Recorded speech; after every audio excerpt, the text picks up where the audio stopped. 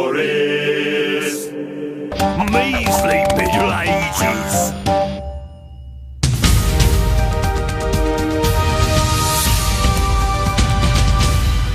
Hello and welcome to this week's edition of Unhobble Histories News. I am Olivia. And I am Ripley. And throughout the ages and still even today, people have built protections around them. Stone Age people and lived in caves and made fences to keep out wild animals. The first towns and cities had walls to keep out invaders, and around 1,000 years ago, Normans started to build castles to protect invaders from their new kingdom. And when we can take up the story live from Conisbrough Castle. Thank you, Olivia and Ripley, and welcome to Conisbrough. I'm hovering above the castle grounds of what was once a medieval fortress built in 1066. My team of researchers who are dotted around the castle will now give you more information. Hopefully it will be a little quieter down there. Thanks, Dylan. Originally this was a Motte and Bailey castle, built entirely of wood. That's better.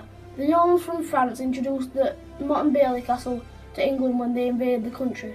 It is believed that as many as 1,000 Motte and Bailey castles were built by the Normans. The sides of the motte were so steep that you would have been impossible to run up them in one go. For added protection, a deep ditch was dug around the bottom of the motte. Right now I am stood at the bottom of what would have been the motte, and this area is called the Bailey. Inside the Bailey lived the followers of the Lord who ran the castle. There were many buildings inside the Bailey, including stables, storehouses, bakeries, kitchens and houses.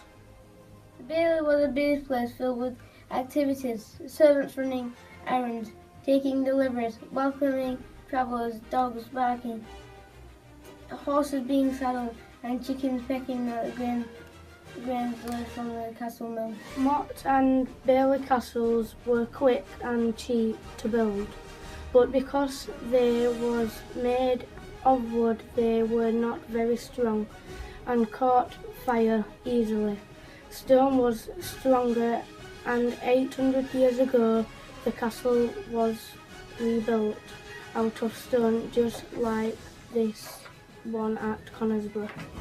The layout of the stone castle remained very similar to the wooden castle. The Motte and Bailey became the Keep and Bailey. This is the keep, and it was built as a tower. The castle defenders could retreat as a last resort during battle. Here's Jamie, who will give you a quick tour of the keep. Thanks, Mackenzie. This is the entrance chamber. It has no natural light. Guards would not have slept in a pitch black room, so it would have been used as reception and for storage. Moving up, and we enter the great chamber. This was reserved for the lord and the lady, their closest servants. In the great chamber, the lord would entertain important guests, hold private dinners and carry out business. The large fireplace kept the room warm. It even had an ensuite toilet. Up again, and you enter the bedchamber. This was designed as a room for Lady Isabel, her children and female servants. Wow! From up here you can really see a long way, and it's important if you're a guard protecting the castle. Guests would have come up here to enjoy the lovely views. In fact, is that Dylan I can see right down there? I am stood behind the curtain wall in a deep ditch called the moat.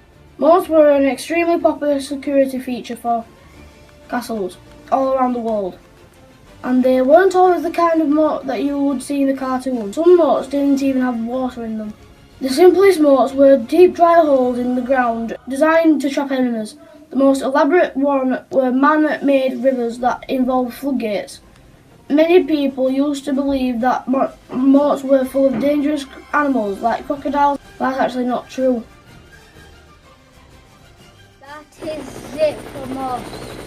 So thank you for listening. We hope you enjoyed our talk. Now back to Olivia and Ripley in the studio. Thank you so much and thank you all for watching Horrible History News. Have a good day!